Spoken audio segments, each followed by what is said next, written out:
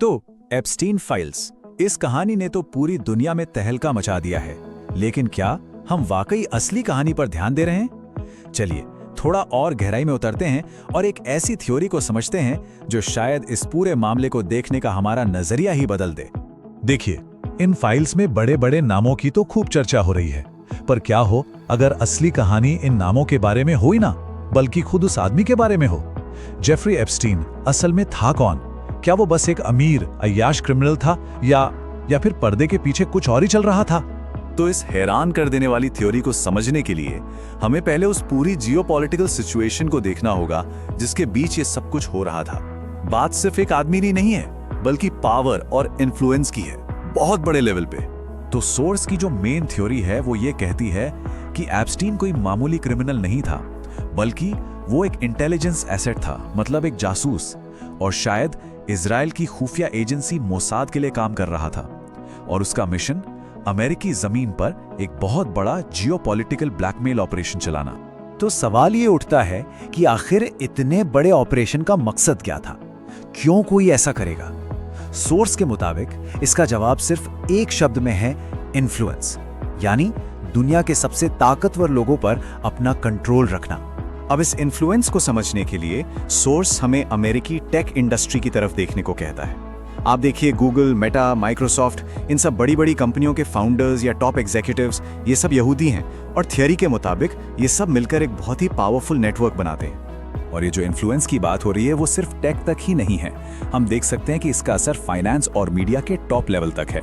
Goldman सैक्स, black rock, Bloomberg, ये सब मिलकर एक ऐसा पावरफुल नेटवर्क बनाते हैं जिसके बारे में कहा जाता है कि वो दुनिया में होने वाली बड़ी बड़ी घटनाओं पर असर डाल सकता है। तो ठीक है, मकसद तो समझ में आ गया, पर सबूत क्या हैं? अब जरा सबूतों पर नजर डालते हैं। सोर्स जब एप्स्टीन के करियर को खंगालता है तो जो कुछ सामने आता है वो बहुत बहुत ज्यादा सस्पिशियस है। आप उसके करियर का हर स्टेप देखिए, कुछ भी नॉर्मल नहीं लगता। मतलब सोचिए, बिना किसी डिग्री या एक्सपीरियंस के एक टॉप स्कूल में टीचर लग जाना, फिर वहां से निकाले जाने के तुरंत बाद एक स्टूडेंट के पेरेंट उसे सीधे एक इन्वेस्टमेंट बैंक में एग्जीक्यूटिव बना देते हैं। ये सब आखिर कैसे हो रहा था? और ऐसे कई खतरे के सिग्नल थे। वो दावा करता था कि वो CIA का एजेंट है, उसे ब्रिटिश इंटेलिजेंस से मिलवाया गया और काम भी दिया गया।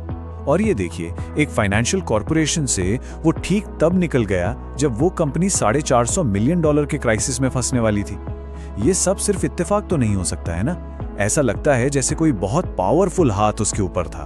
अब आते हैं इस कहानी के सेंटर पॉइंट पर, वो जगह जहां ये पूरा खेल खेला जाता था, एक रहस्यों से भरा द्वीप जो इस पूरे ऑपरेशन का हेडक्वार्टर था। तो इस ऑपरेशन के सेंटर में दो खास चीजें थी। एक तो उसका private island Little Saint John's, जो दुनिया की नजरों से बिल्कुल दूर था, और दूसरा था उसका प्राइवेट जेट जिसे द लोलिता एक्सप्रेस के नाम से जाना जाता था, जिसमें बड़े बड़े मेहमानों को लाया जाता था। सोर्स के मुताबिक ये एक प्रॉपर प्लान किया हुआ ऑपरेशन था, ब्लैकमेल करने का एक पूरा सिस्टम। पहले अपनी पार्टनर गिस्लीन मैक्सवेल के जरिए पावरफुल नेताओं और अरबपतियों को पहचानो और इनवाइट करो, फिर कम उम्र की लड़कियों का इस्तेमाल करके उन्हें जाल में फंसाओ, और सबसे खतरनाक, पूरे आइलैंड पर छिपे हुए कैमरों और माइक से सब कुछ रिकॉर्ड कर लो, और आखिर में इस सारे मटेरियल को जमा करो ताकि बाद में इन लोगों को कंट्रोल किया जा सके। सालों तक तो एप्स्टीन का ये खेल बेधड़क चलता रहा। ऐसा लगता था जैसे उससे कोई पकड़ ही नहीं सकता। लेकिन फिर धीरे धीरे उसका साम्राज्य बिखरने लगा और कहानी ने एक बहुत ही मिस्टीरियस मोड़ ले लिया। जरा इस बात पर गौर कीजिए, 2008 में जब वो पकड़ा गया तो उसे सिर्फ 18 महीने की बहुत ही हल्की सजा मिली, वो भी एक तरह से हाउस अरेस्ट। लेकिन 2019 में जब उसे दोबारा गिरफ्तार किया गया तो उसे एक हाई सिक्योरिटी जेल में डाल दिया गया। आखिर इन सालों में ऐसा क्या बदला कि उसे इतनी आसानी से मिली छूट अचानक खत्म हो गई? और फिर ठीक जब लग रहा था कि शायद अब सारे राज खुल जाएंगे, तब हुई सबसे सस्पिशियस चीज। 2019 में गिरफ्तारी के कुछ ही हफ्तों बाद जेफरी एप्स्टीन अपनी जेल की कोठरी में मरा हुआ पाया गया। ऑफिशियली तो कहा गया कि ये एक सुसाइड था, लेकिन क्या कहानी इतनी सीधी थी? सोर्स उन हालातों की तरफ इशारा करता है जिनमें उसकी मौत हुई, और ये हालात कुछ ज्यादा ही अजीब हैं। जैसे उसकी मौत से ठीक एक दिन पहले उसके सेलमेट को कहीं और शिफ्ट कर दिया गया। उसकी कोठरी के बाहर लगे 2 सिक्योरिटी कैमरे अचानक खराब हो गए, और तो और ड्यूटी पर जो 2 गार्ड थे वो कथित तौर पर घंटों तक सोते रहे। ये सब एक ही रात में। कुछ ज्यादा ही इत्तेफाक नहीं है? अब जब ये फाइलें धीरे धीरे सामने आ रही हैं, तो उसके कनेक्शंस का असली स्केल पता चल रहा है।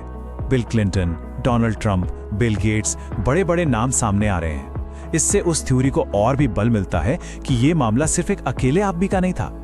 और ये सब कुछ हमें वापस उसी बड़ी तस्वीर पर ले आता है, जियोपॉलिटिक्स की दुनिया पर। जैसा कि सोर्स के एनालिसिस में कहा गया है, ये शतरंज का खेल है। आज बिसात बिछाई जाती है ताकि 10 साल बाद किसी देश का प्रेसिडेंट क्या फैसला लेगा, ये तय किया जा सके। मतलब आज से ही फील्डिंग सेट की जाती है। तो आखिर में ये पूरा एनालिसिस हमें एक बहुत ही गहरे सवाल के साथ छोड़ जाता है। क्या दुनिया में जो कुछ भी हो रहा है वो असल में जियोपॉलिटिक्स की एक लंबी शतरंज की बाजी है, जिसे कुछ अनदेखे हाथ पर्दे के पीछे से खेल रहे हैं?